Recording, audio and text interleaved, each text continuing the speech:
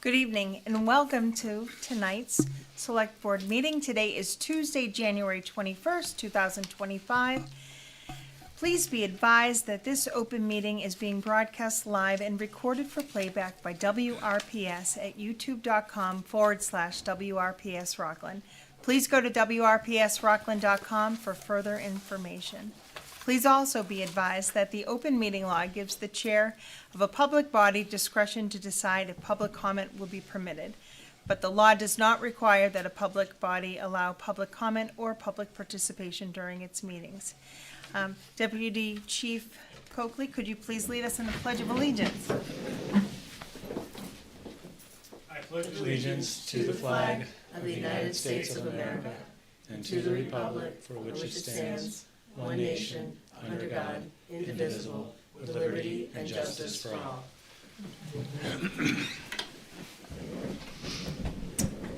Next, we have community announcements. Doug?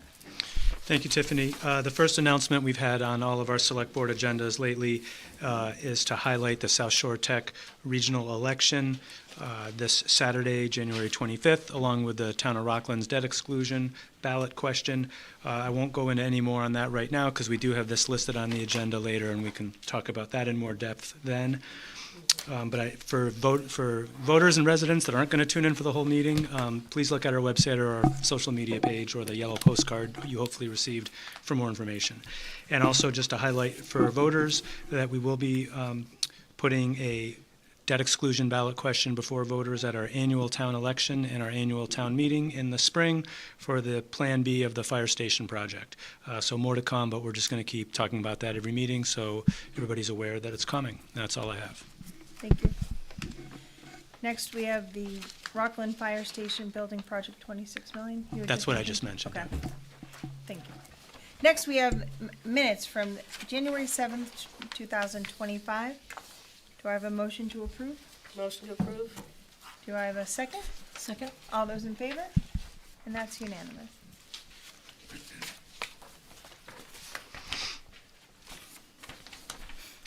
Next, we have new business. We have the change of manager request, the 99 Restaurant, 29 Acre Park. Do we have anyone here? Hello, come on up.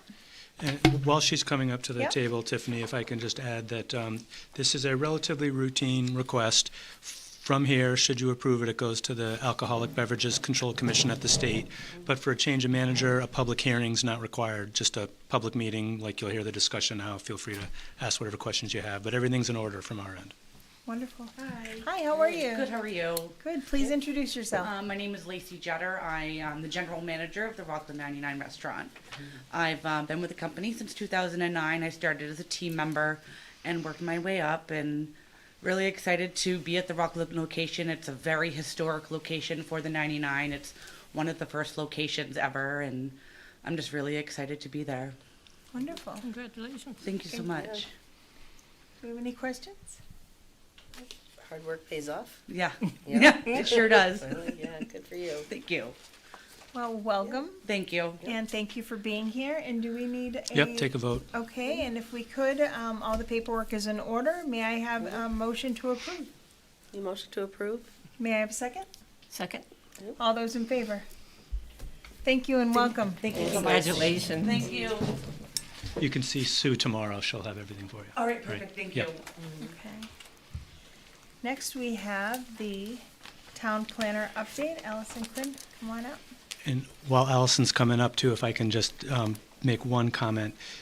She's going to go over a whole bunch of different irons she has in various fires. You'll see there's a lot going on in the planning department. I think there might even be an additional bylaw with the, I'm going to forget the name of it. I didn't list it on the agenda. Oh, common lots. Yeah, the common lot, so you can talk about that one too, but I wanted the board to be aware that in the agenda, we listed the Problem Properties Task Force, which Allison will talk about. We noted in parentheses that that could be a general bylaw. It might not need to be. We're still working with Attorney Galvin on whether that one should be in a bylaw or should just be administrative action. So you should definitely talk about it, but they don't have your draft language of that bylaw in the packet until we're waiting for Bob's final legal review on that, so. Fantastic. With that, I'll take it away. Okay.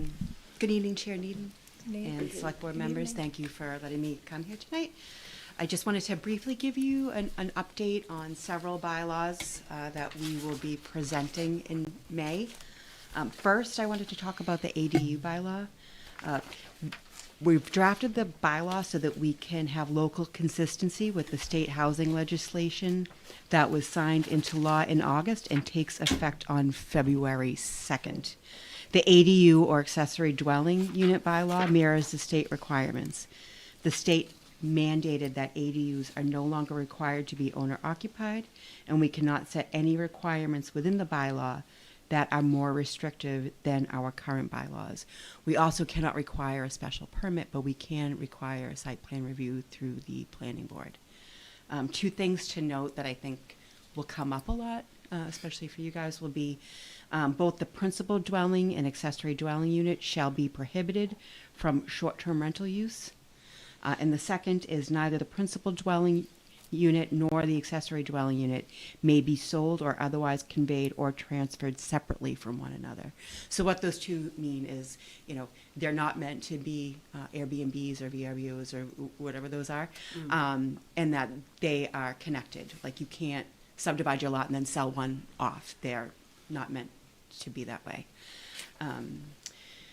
The second bylaw I want to bring up is the rental registration requirement bylaw. This will support a centralized database that will allow the town to understand who is renting what and who is the party responsible for the parcel.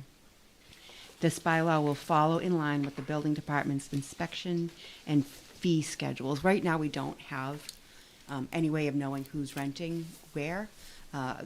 The building department does multifamily inspections every 3 years. They can do them anywhere between annually or up to 5 years. Our building department does them every 3 years.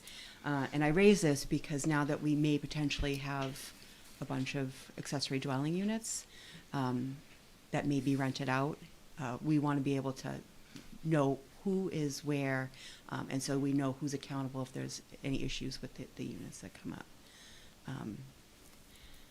The other, as Doug just mentioned, was the problem property task force and the problem property nuisance and blight bylaw.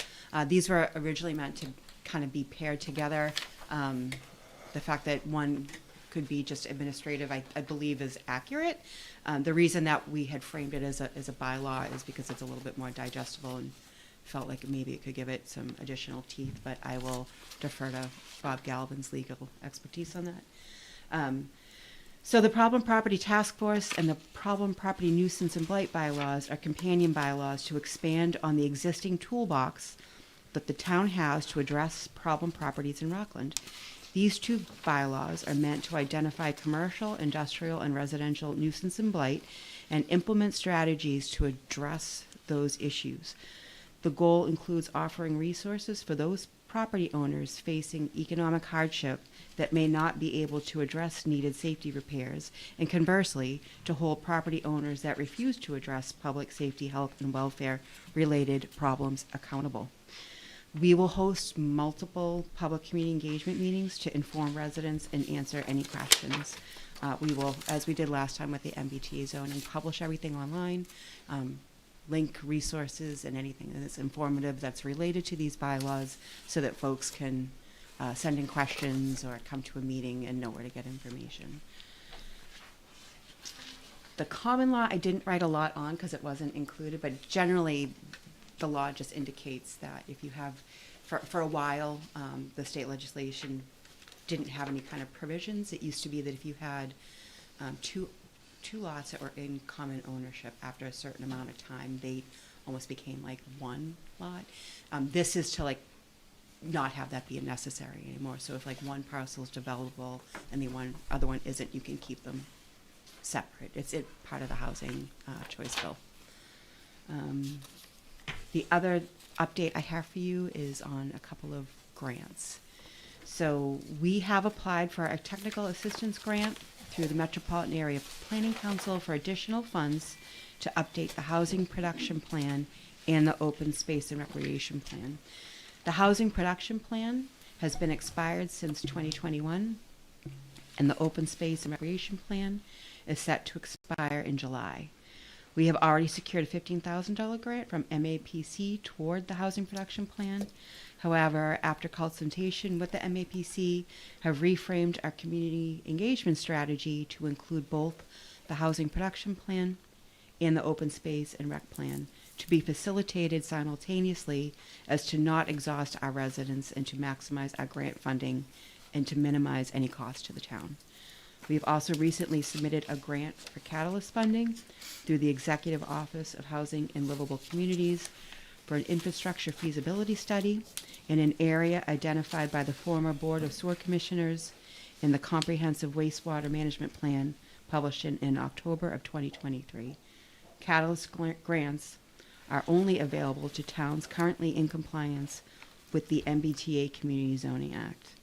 I will be back to update you with any information as we move forward, but for now, do any of you have any questions or concerns? Any questions by board members? Yeah. I'm wondering, Allison, if you can explain what blight is and how that affects a town, and how we could improve upon it. Sure. Yeah. So we do have towns, commonly that experience nuisance and blight. It's not unique to Rockland. Mm-hmm.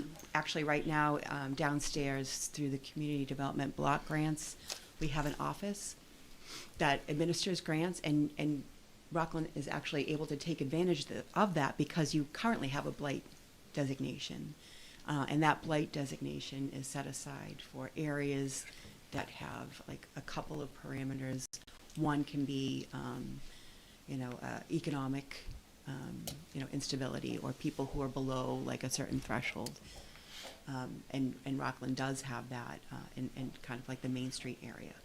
And so blight is kind of a fairly broad term, but it means like conditions of like, that are unsafe, whether that be public health, public safety, or other hazard-related issues.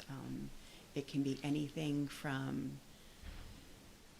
a hole in a roof, that it maybe an elderly couple doesn't have the finances to repair, but leaves them vulnerable to the elements. Or it can be, someone who stores all kinds of like junk cars or like broken down RVs, or doesn't maintain their grass, and it can attract rodents or other type of issues that have an impact on, not only just that parcel, but the parcels that surround it, and then it spreads out into the community. So that's generally how blight is thought of. Is that helpful at all? It is. Oh, yeah. Okay, all right. It is. No.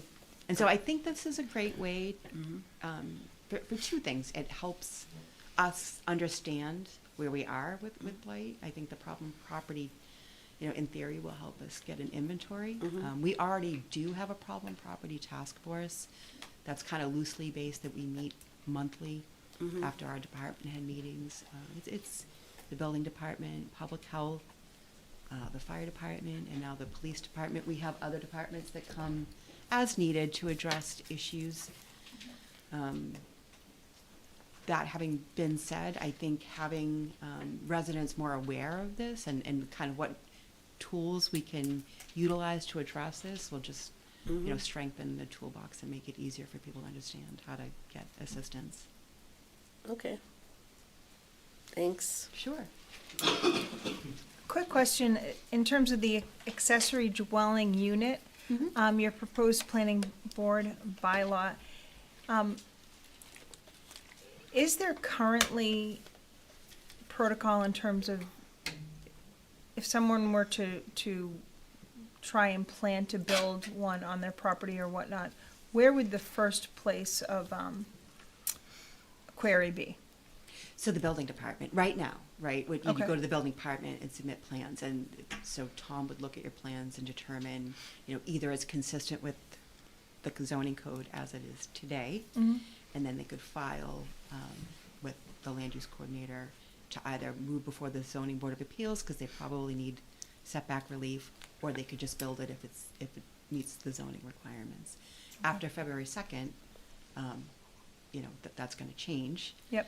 So it would likely be before the planning board, but they would still go to the building department to understand that path. Sure. Thank you. Of course. Any other questions? Well, thank you very much for being here today. Thanks for having me. And Tiffany, can I just jump in while Please. Allison's finishing up? I mean, this is just a highlighted list of things she wanted to talk about that will be presented to you for you to decide to put on the town meeting warrant or not.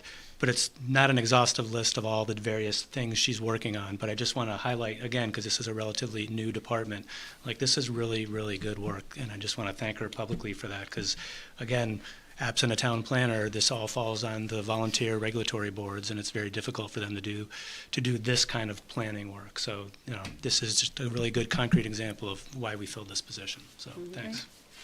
Thank you. Right. Next, we have the town administrator's performance review process. And You want me to kick that off, Tiffany? Yes, please. So, we have done this before, not with the current makeup of the board, but in prior boards. Last year or two, I think it fell by the wayside for a variety of reasons, so we're trying to get a little bit more of a jump on it this time. So included in your packet is two things. There's a memo from our Labor Counsel, John Clifford, explaining what his recommended process is for doing the town administrator's performance evaluation. And then following that, I put in our review tool, the actual performance evaluation tool. So if it's okay with you, Tiffany, may I just highlight a few things That'd be and great. why we're discussing this tonight. So if you look at Attorney Clifford's memo, part of why you need to vote to approve a process, and again, this is just our attorney's recommended process. You could certainly choose to follow a different one if you want. But part of what's helpful with this memo and the recommendation is navigating the open meeting law so that we fully comply with the law, but not do a process that's so cumbersome that it's just not really workable. So this is the process we've used in the past in Rockland and is also used in many other communities as well. So if you look on the first page of the memo, the select board should vote in open session to approve the process. That's what we're talking about right now. So at the end of this, I'd encourage you to take a vote. Number 2 was distribute a copy of the review tool. I've done that already. That's in your packet. Number 3 was that the town administrator should complete a self-assessment and distribute that to you. So that's something I need to do, and I will do that shortly. Then next, and this is where it gets really important, each of you should fill out the performance review tool independently, completely on your own. So then, when you're done with that, you should send it directly to Attorney Clifford. Don't send it to me, don't send it to our HR director. Attorney Clifford then, once he gets all 5 of them, will review them and consolidate them into what he calls a consensus review. So it's his effort at looking at all the reviews and making sure that there's a single document that accurately reflects all the major points of all of you. And if there's, one significant outlier on one thing, I imagine like you do with statistics with an outlier, he'd probably ignore that, just looking at what the consensus was among the group. He also encourages, if you look at number 6, he highly encourages each of you to set up an individual one-on-one meeting with me if you want it. It's not required, but he strongly encourages it, and I'm certainly open to that. And again, that would be a private one-on-one meeting where you can discuss anything you want, positive, negative, concerns, whatever they might be. And then after that, when Attorney Clifford has completed the consensus document, that's the document that will then come back to all of you, and that will be the public document that you'll all do a public performance review of me in an open meeting televised just like this, but instead of referencing each of your own individual reviews, you'll all just be referencing that one consensus document. And then there's more stuff after here about how to run that meeting, but we don't need to really get into that now. But in a nutshell, that's the process, and I'd recommend it. I think it worked effectively before, and it does successfully navigate kind of balancing privacy rights with complying with the open meeting law. So, and I'll try to answer any questions if you have any. Should we come up with a deadline to have this? I think Tiffany will do that after you vote the process, yeah. So the first is for us to vote on the process. Do we have any questions or concerns about the process recommended by Attorney Clifford? Okay. Makes May I sense. have a motion to approve said process recommended by Attorney Clifford? Your motion to approve? May I have a second? Second. All those in favor? Okay, that's unanimous. Second, I'd like to recommend, and we could always, go back and forth, but if we were to utilize the date of February 15th, if all the select board members could either choose to meet with the town administrator and then complete the review by February 15th, and then email them to Attorney John Clifford, and then John Clifford would be able to put his consensus document together by March 4th, where then we could share the consensus in that meeting. I'd like to hear feedback. How does something like that sound? Sounds fine. Dates make Okay. sense. So with that, do we need a vote for that one, or? I think it's okay, it's, Okay. I think you're okay February without it. 15th. So we'll use, well, actually, February 15th is Saturday, so February 14th is the Friday, so we'll say by then, if we could, select board members meet with the town administrator if they choose to, perform the review, and email it to Attorney Clifford by the 14th, and then he will put together the consensus by the 4th, and then we'll share it then. Okay. So good. And I will do my best to get you my self-assessment by the end of this week or next week at the latest. Wonderful, thank you. All right, other new business not reasonably anticipated. I have none. Okay, next is old business. First, we're going to talk about the South Shore Regional Vocational Technical School Building Project.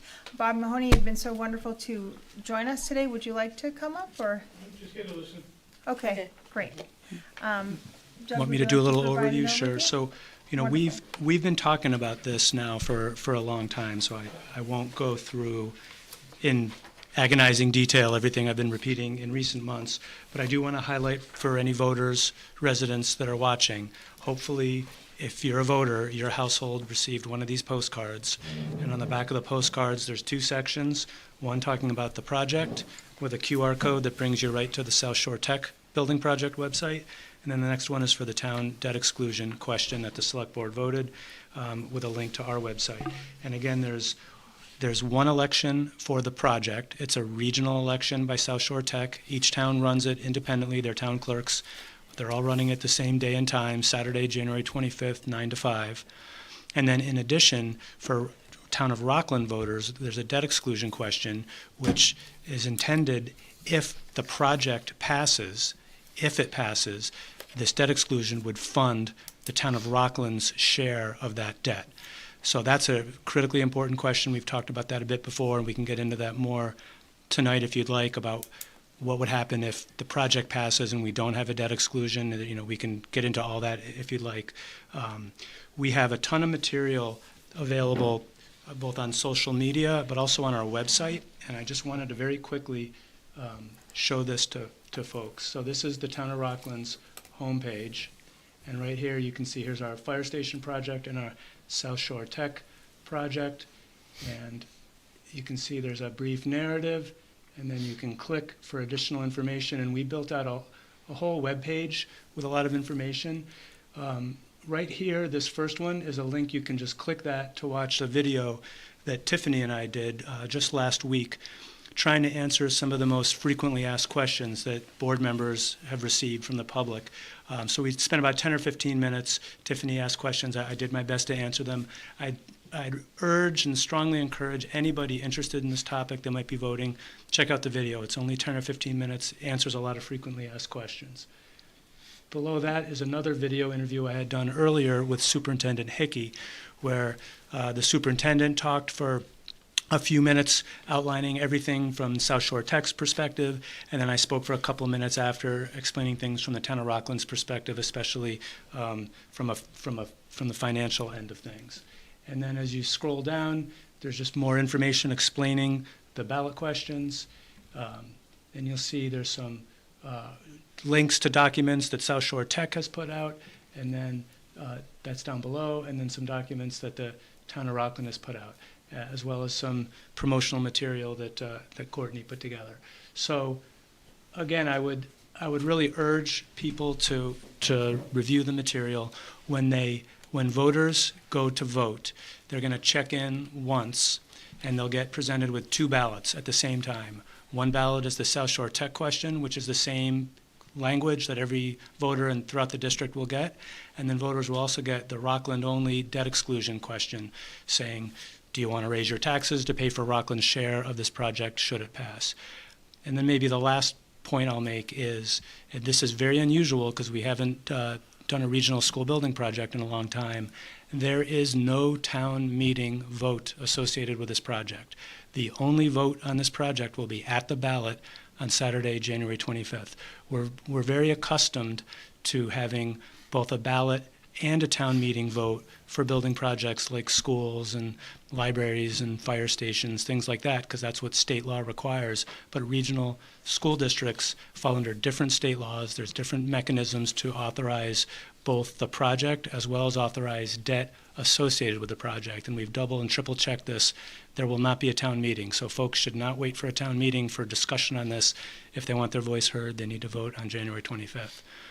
So off the top of my head, that's kind of all I had, but I'm happy to answer any frequently asked questions you may have had and anything else you want to talk about.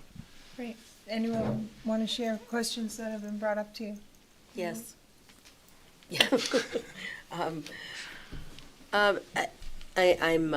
going to role play a little bit because I've been getting a lot of questions from residents. So, why can't the town tighten the belt on its budget instead of having a debt exclusion? Yep, so I have heard that one.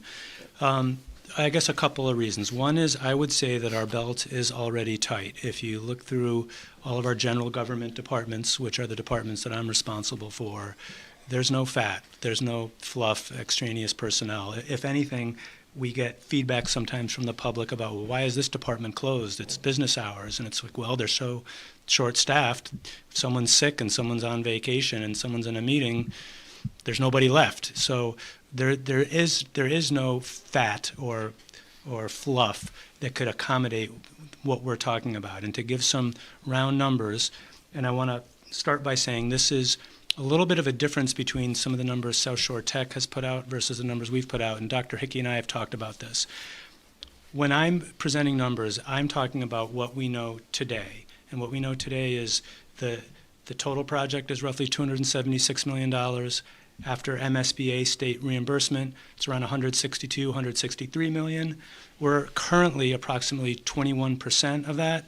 So if that building project were passed today, and if everything was done immediately, all the plans were done and permitting was done and they went out to bid and they had to start paying contractors today, like literally right now, our share of that is 21% of the total, $35 million. The debt service, the loan repayment on a $35 million note, which is what we'd have to do to be able to cover our share of the debt, is approximately a little over $2 million a year. So when people say, why can't we just tighten our belts to cover that, what that means is, in the worst case scenario, we would have to cut $2 million out of our budget. Now it's important to remember 70% of all of our tax revenue goes directly to the schools. So the school is by far the largest department, over 60% of our expenses. Then we'd have to look at our other departments in town. Where is the money? Because you're not going to be able to cut $2 million, to free up $2 million with lots of little departments that don't have, even if you close them entirely, you wouldn't come up with it. So in addition to the schools, we'd have to look at police, fire, and highway. Those are the big departments: schools, police, fire, highway. There'd have to be $2 million of budget cuts, which would be horrible. It would be really negatively impactful on the community because we don't have the ability to come up with $2 million annually otherwise. And this is why the Prop 2.5 exclusion process is in the law. We're constrained every year by 2.5%, but when there are extraordinary costs like large school building projects, this is the mechanism to finance them. So, what types of things would impact the community? Like, is it possible that we won't have a snow and ice budget to take care of cleaning up a big snowstorm, or? So, I've intentionally not gone to any specifics yet because I don't want to we haven't gone through that exercise, and I don't want to create alarm. But again, our largest department by far is the school department. They have an elected school committee that's responsible for their budget. I cannot and won't speak to what kinds of reductions they would make, but I feel very confident in saying that throughout all of our departments, whether it's schools, police, fire, highway, they would be very impactful, because most of all of our departments, most of our costs are in personnel. And so I imagine there'd be very little way it'd be very difficult to come to those kinds of reductions without reductions in personnel. And with reductions in personnel, you get fewer services, less efficient, less effective services. But I don't want to go down that road, because, we're hoping that if the project passes, the debt exclusion will pass. Yeah. But it would be really, really difficult. Right, I was talking to a lady at the senior center, and she said she's really torn between how to vote, because she doesn't want taxes to go up, but she doesn't feel like kids at Rockland schools should suffer, so other kids, 21% of, or whatever, of the Rockland kids would get a better education, Right. right? So she didn't think that was fair. Before you go on your next question, can I just, Yeah. I forgot to finish my other thought, which Yeah, was the yeah. differences in the South Shore Tech numbers versus ours. So I explained ours. We're looking at what do we know today. What South Shore Tech has done, and I understand why, is they're saying, well, the first thing is, even if this project were to pass, we're not going to have, the bond won't be issued immediately, we won't have to pay the debt service immediately. It's going to take a couple of years to finish the design, finish the permitting, go out to bid, get the contractor on board, and start having the big costs. So I recognize that. So for the next couple of years, the cost would probably be pretty small. And South Shore Tech's even talked about possibly using some of their stabilization funds to help with that.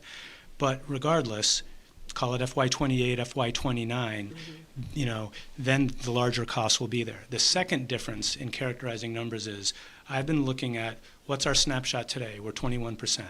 South Shore Tech is projecting that our share of enrollment will go down. And as we talked about before with the new regional agreement all the towns signed, as enrollment shifts, proportional shares of enrollment shifts, every few years there'll be a periodic look back, and they'll say, oh, our share is no longer 21%, it's going to be something lower.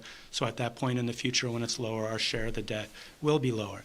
I'm just highlighting the difference that in South Shore Tech's projections, they're projecting that out now. So the numbers they're sharing now are assuming reductions in our share because of Marshfield coming on and all kinds of other things.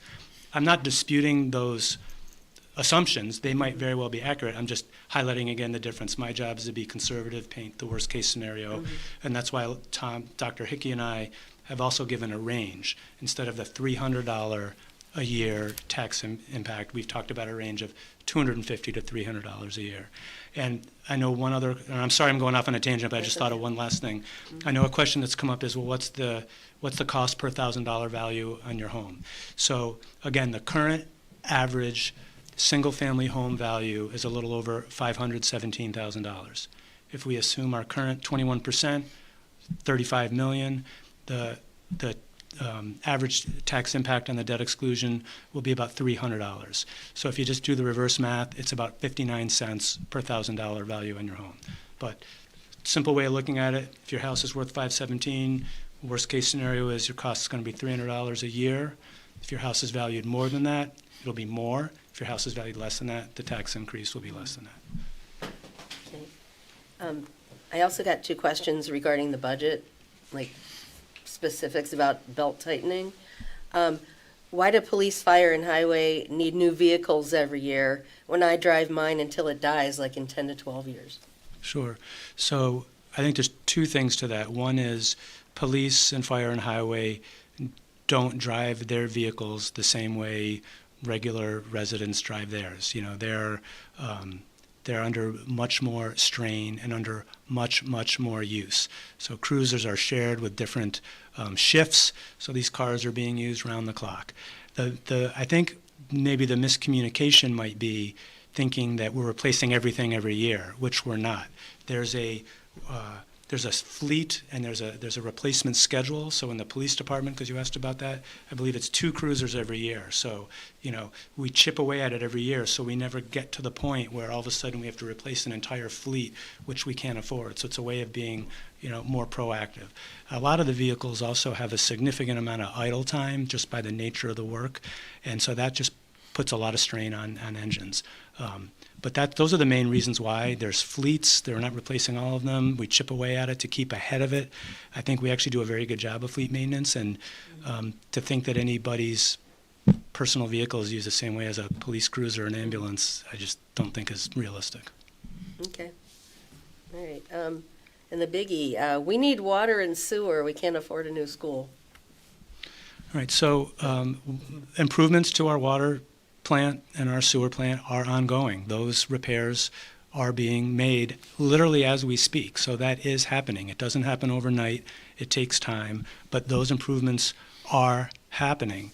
But we can't put the entire town on hold while we're waiting to fix one problem. That's part of the complexity of local government. We have to be able to act on many fronts at the same time. But ultimately, and this kind of gets to another question I didn't know if any of you were going to ask, but I'll ask it because I've heard it. I've heard some anger from the community, just angry that we're proposing this debt exclusion, just mad. But I think the thing for voters to remember is, I don't decide anything. You don't decide anything. It's the voters that have the final say. What you've done is responsible by presenting a financing mechanism. If voters choose not to act on that, then we won't be doing that, and then we'll have budget cuts that we'll all have to live with. But we're not making the decisions. We're presenting options for voters. Okay. I think that's it. And I've actually gotten just a question on the clarification in terms of, not fully understanding the nature of the regional election. So, the town of Rockland, we will be going to the polls January 25th. But at the same time, the other towns right now, in terms of the region, are Abington, Cohasset, Hanover, Hanson, Norwell, Situate, Whitman, and Rockland. And then we're Rockland. But and it's also my understanding that moving forward, Marshfield will also be. Marshfield is in that. Yes. They are voting that same. Oh, they are Yeah. voting. Okay, great. So They're going to accept it. okay, so and Marshfield. So the vote on the 25th are all those towns. We as voters have the opportunity to elect whether or not we want to, approve of the new South Shore VOTech school building. Whether or not it passes in Rockland, the vote basically depends on the amount of votes cumulatively of all of the towns together. Correct. So basically, whatever comes in higher, whether the collective towns decide they're going to vote more or less, that's that. And so basically, we as a town then need to, we make our decision, and then that adds to the cumulative whole, whether or not that's passed, but we need to figure out how we would be paying for it, and that's the second and the debt exclusion.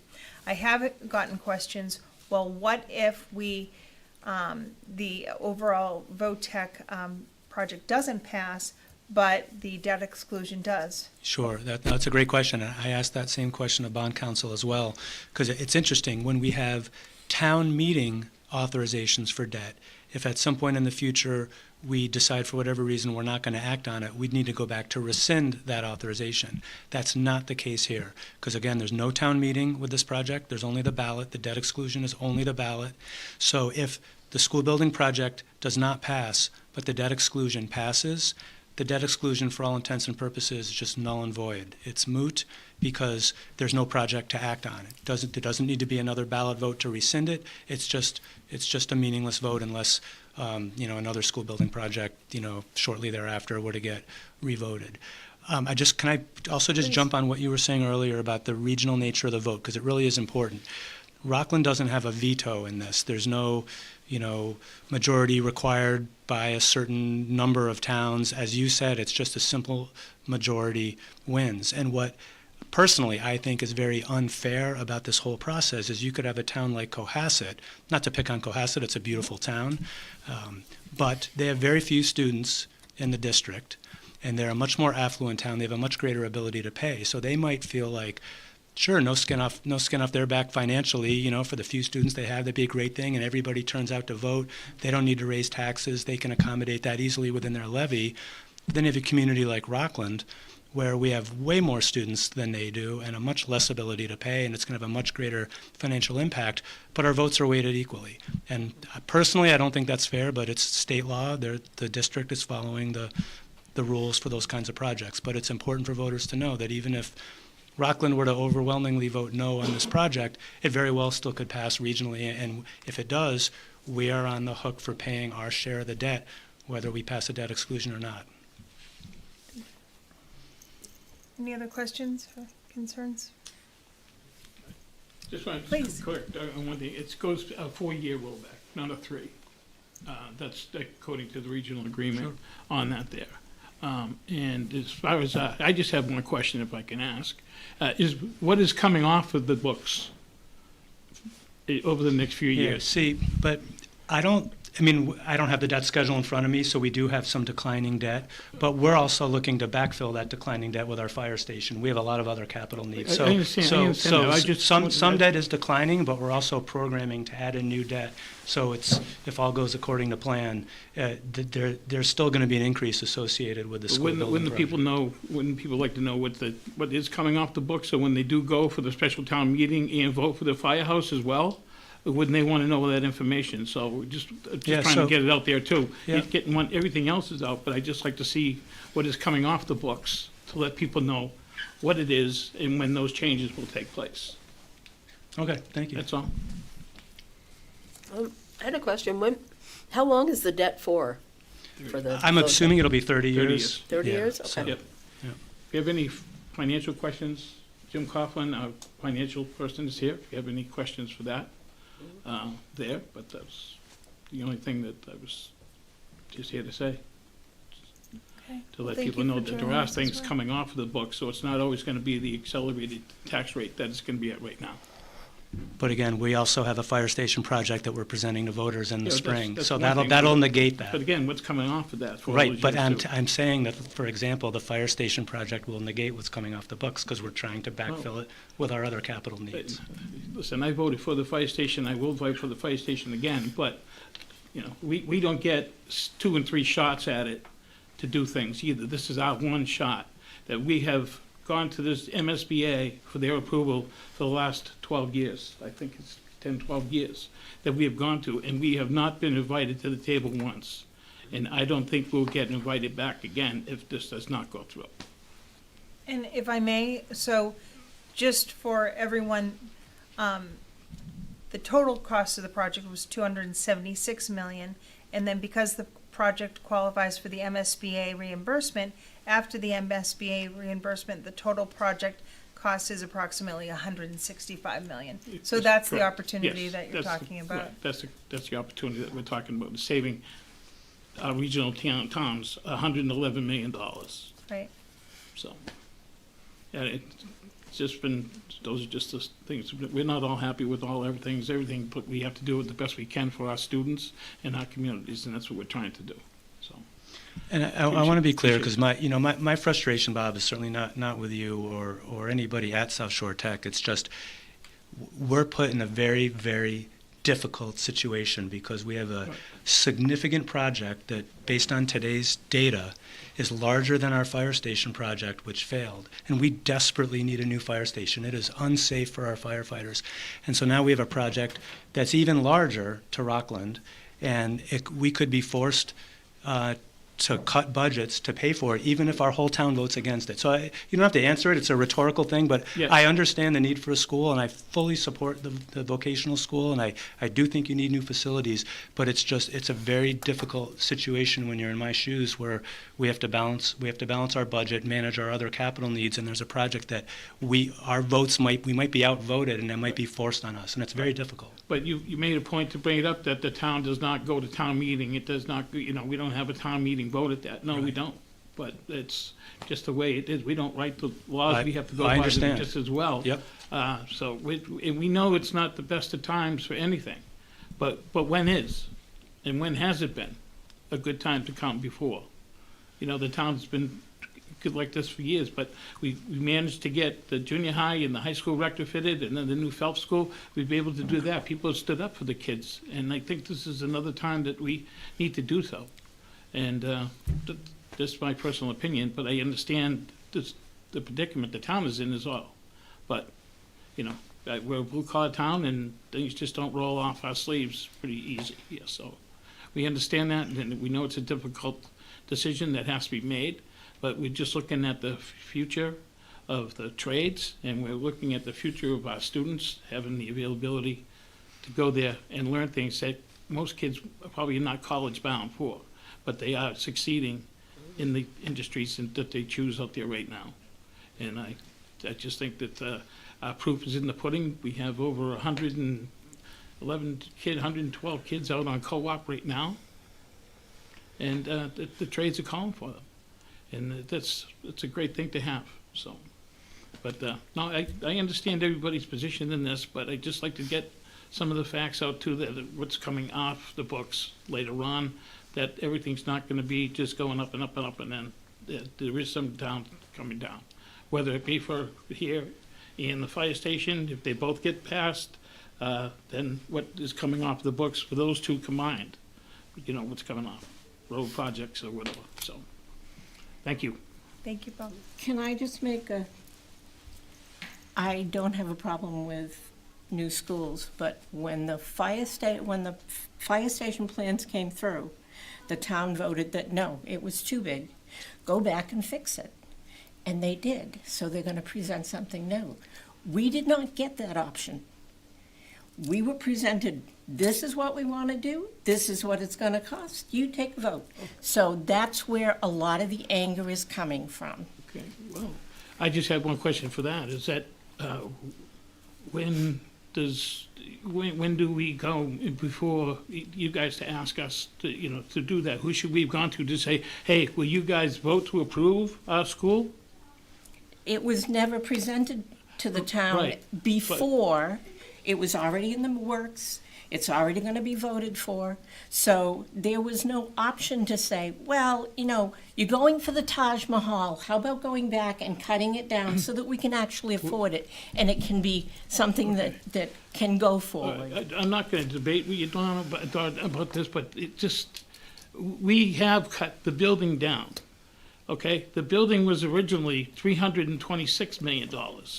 We did cut it back, and we have cut down. We actually had a proponent of, it was 970 students or something like that. We cut it back to 900.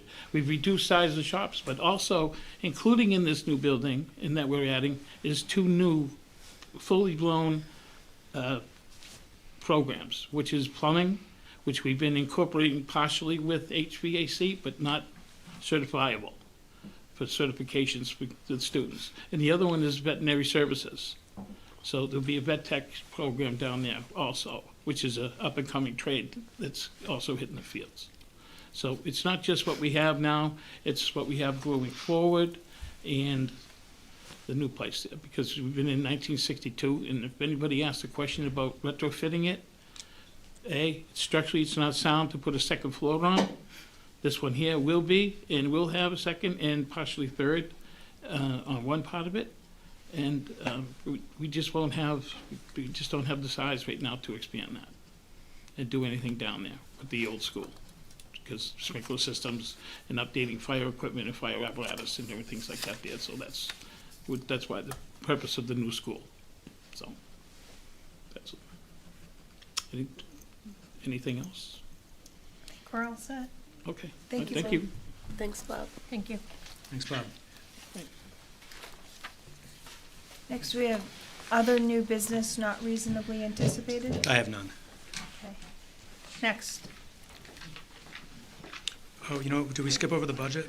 I think I did, I'm sorry. Yeah, this, yep, I Why don't can, we do that again? That was a dress rehearsal.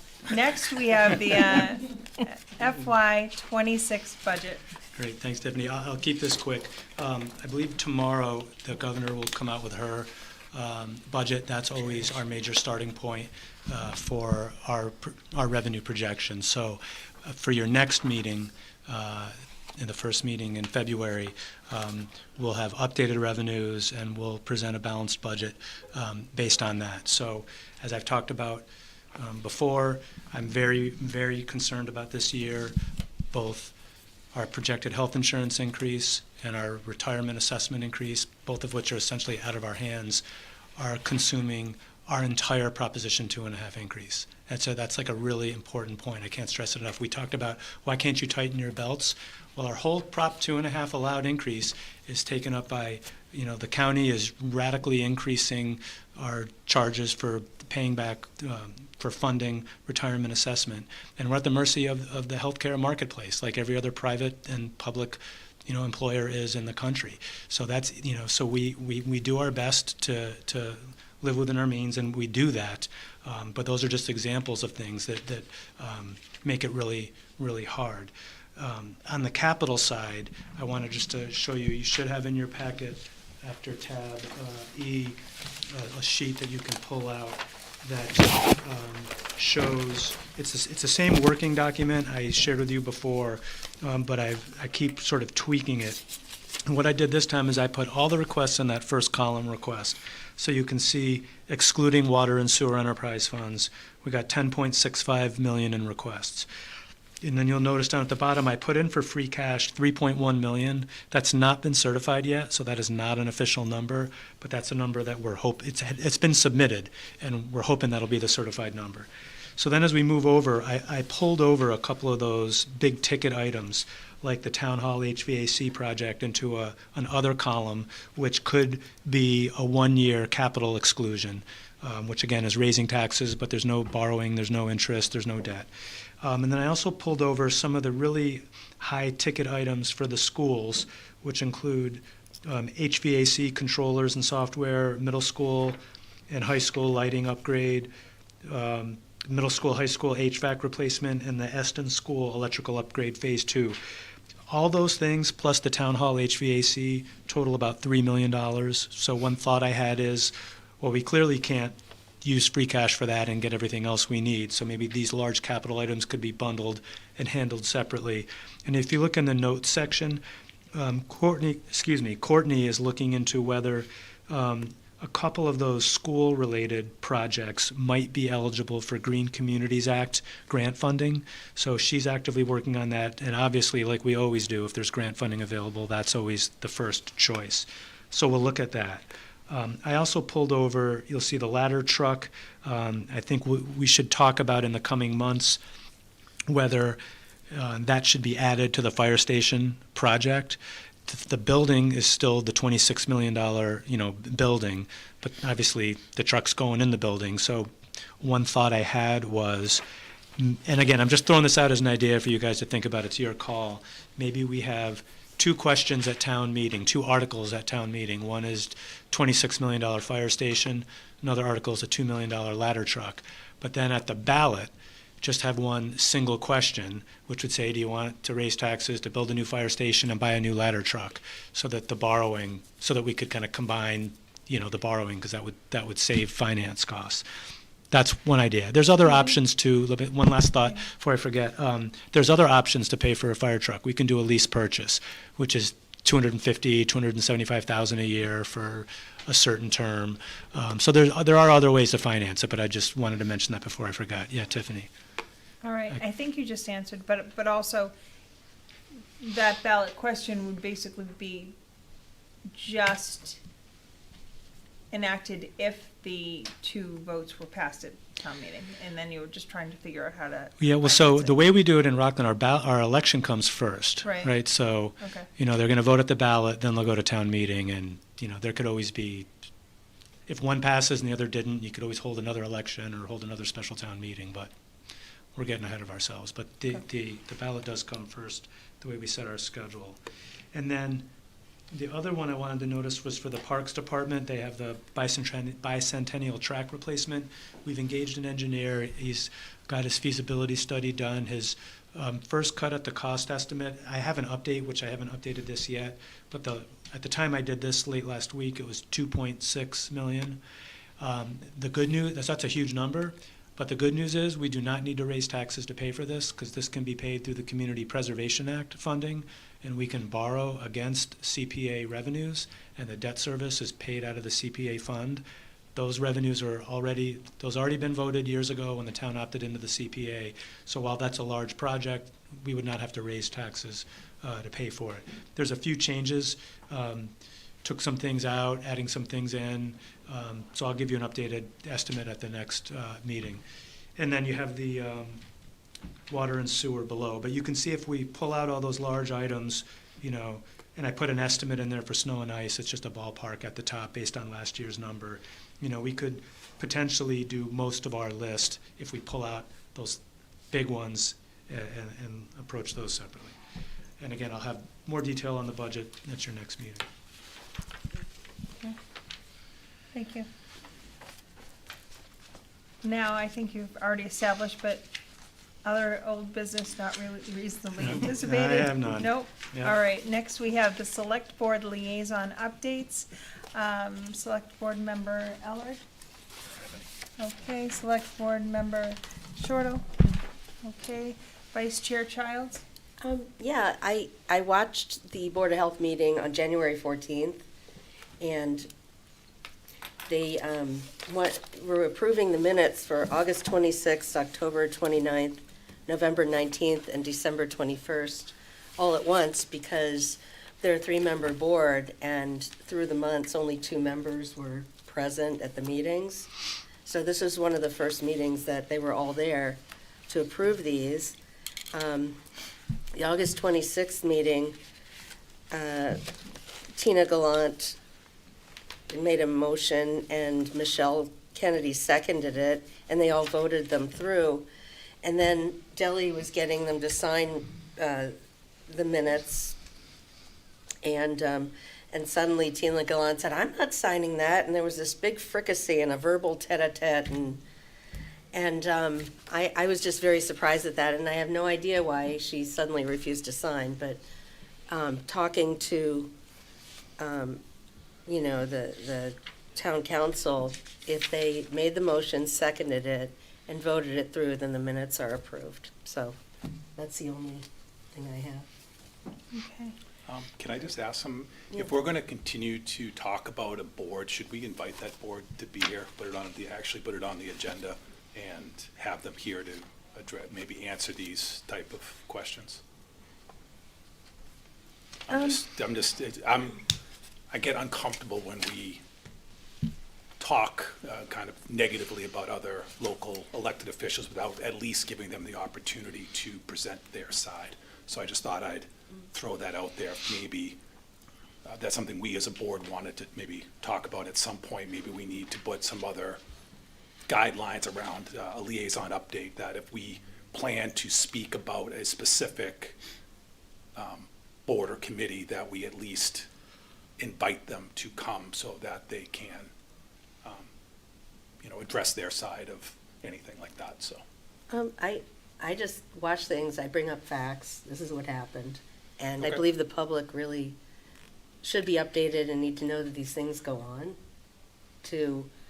I believe that, one of the main things that Doug is doing in Town Hall is trying to professionalize Town Hall. And some of this behavior is by elected officials is, I think, punctuated at times, so. Right, well, I think part of being a professional is giving the other person an opportunity to defend themselves or explain their point of view, rather than just have it be a one-sided exercise. So, like I say, that's my opinion. I don't know if flying solo, I'm used to flying solo a lot, so I just figured I'd throw it out there and see what No, people I think. appreciate the feedback. I think it's something that we can continue to think about and discuss. Sure, the public's welcome to watch it for themselves, so. Okay. And I have no update. Next, we have the town administrator's report and correspondence. Thanks, Tiffany. A few things. The Rockland Day Committee has set Rockland Day for Saturday, June 14th. So mark your calendars. Look forward to that every year.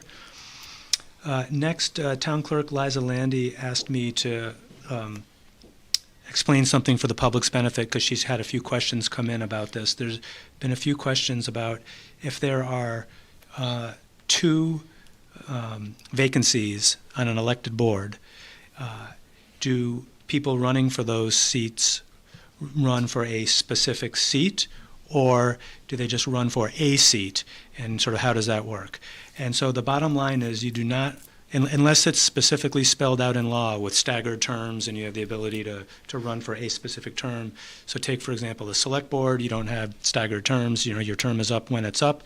If there are two vacancies and there are three people running, the top two vote getters get those two seats. So just to be clear, because there's been some confusion with the public about whether, say for select board, do people run for a specific seat? The answer is no. It's if there's one vacancy, the top vote getter gets elected. If there's two, the top two get it, etc. So I just wanted to clarify that on her behalf. Doug, could I follow up with Sure. that? I think the confusion is that in the past, we've had selectmen that ended up resigning, and we had to fill a position for the remaining 7 months of one term. Okay. And the remaining year on another term. So I think that's where it got very confusing. As long as you could have 20 people running for 2 seats, and it's the top vote getters. Right. I think it's just that we kind of had a history going for a little while of having to. I've heard about the history. Yeah. Yes, of having to fill seats, but we had to fill it for the remaining term. Gotcha. think Which is that's not where the case, people- no. currently. Well, Gotcha. It would be with the SOAR commissioners. You'd have to, there's a 1, 2, and a 3-year term for Yes. SOAR commissioners. Right. You would have to specify which of the 3 Right. terms you're going for, and then hypothetically, if someone else pulled papers for the 2-year term, you could have a contested race where the other ones won. I'm with you there. Yeah, Yes. So that's the only distinction there, just Yes. to build on what Don was saying, since we did have Right. And that's what I was resignations. sorry. Thank you, John. No, and that's what I was trying to allude to when I said that if there's a board that has staggered terms, right, but generally with like the select board, that's not the case. So, but thank you. That's good history. And any questions from the public, contact the town clerk. She can answer all those questions. Next, I wanted just to keep giving you updates on the Camp Alice Carlton land owned by the town of Whitman and Rockland. I'm continuing to work with the town of Whitman on that, and I've been recently just sent a fairly detailed email note to the Open Space Committee just to keep them in the loop, making sure that I understand what their position is. And then the bigger issue is I worked with Courtney and Allison to put a pre-application into the Community Preservation Committee for potential funding for the acquisition if we get that far. We'll be too late for this upcoming May, not only because we missed the CPA deadline, but also there's just not enough time to get appraisals and all that sorted out. So the way we're looking at this is the town of Whitman is going to go to their town meeting in May. Hopefully they will vote to authorize the sale of the property to the town of Rockland, most likely with very detailed restrictions and conditions about how to be restricted for open space, that type of thing. They're still working out the procurement, whether they need to do a request for proposals or not. It's most likely, based on the last information we have, they won't need to do one if they sold it to us, because it's government to government, so that would be exempt. So they're still sorting that out, but Whitman would vote it, and then it's assuming that happens, and then assuming the town of Rockland wants to acquire it. Again, we'd have to do appraisals, we'd have to negotiate a price, then we have to figure out how to pay for it. Could very well be a Community Preservation Act funded project. So that could be a later special town meeting or the following annual town meeting in May of '26. So that work's ongoing, and at least we have a pre-application into the CPC so they can just start talking about it from their perspective. Next, I just wanted to highlight that our IT department got a number of grants totaling $50,000 for cybersecurity, which, as we all know, is incredibly important these days. So I want to thank Gino for his efforts with that. I'm not going to get into any more detail on it now. Also relating to grants, the fire chief got a $19,000 safety equipment grant, and I did put that letter in your binder. And it is interesting to note, I'm going to talk about the MBTA community zoning, but this is one of those examples where if we weren't MBTA compliant, we wouldn't have been eligible for that type of grant. Also, we're likely going to be doing another surplus vehicle auction in the coming weeks. Again, these are vehicles that are well past their useful life because the amount of miles driven and the condition that they're in. And then lastly, again, I touched on the MBTA community zoning. There was a big court case with the state's highest court, the Supreme Judicial Court. And I just wanted to, the bottom line is, we're still in total compliance, so everything's fine from Rockland's perspective. But I just thought I'd read this because I got a few questions from folks. Oh, does this court decision mean that this was all for nothing and we didn't have to vote it after all? So some of the information I received said on January 8th, of 2025, the Massachusetts Supreme Judicial Court published an opinion confirming that the MBTA communities law is constitutional and valid and that the Attorney General has the power to enforce it. The court also opined that the Executive Office of Housing and Livable Communities must promulgate the law's implementing guidelines through the Administrative Procedures Act if they're to be enforceable. Earlier today, this was last week, EOHLC, Housing and Livable Communities, filed those emergency regulations with the Secretary of the Commonwealth, and they plan to adopt the emergency regulations as permanent regulations following a public comment period. And if you were a town that was not in compliance, they're getting a little bit more time. But the point is, we did the right thing, and this court decision confirmed that the law was valid and enforceable. And whether we all like the law or not is irrelevant. I'm just dealing with the realities of whether it was legal. So we're in good shape. And whether it's that catalyst funding that Allison talked about, which is directly tied to this MBTA compliance, or other things like these firefighter grants, I'm glad that we did that, both to comply and also remain eligible for grants. That's all I have. Okay, thank you. Next, we have select board comments. Comments and opinions expressed by individual members do not necessarily reflect the views of the select board and are the opinions and comments of only the individual member. Select board member Eller? Yeah, I guess two things. Obviously, I think we've talked about both tonight, but Saturday, get out and vote, pro or con, make your voices heard. It is your decision, not ours, not VOTEC's. You get out, make your decision on both questions. And then secondly, papers are available. We have, I think it was 17 positions up for election this year. We haven't had a contested election. We didn't have one last year. I'm hoping we'll see, at least one, but I'd love to see more. So you got until mid-February to pull papers and get them back. So that's it. Thank you. Select board member Shortle?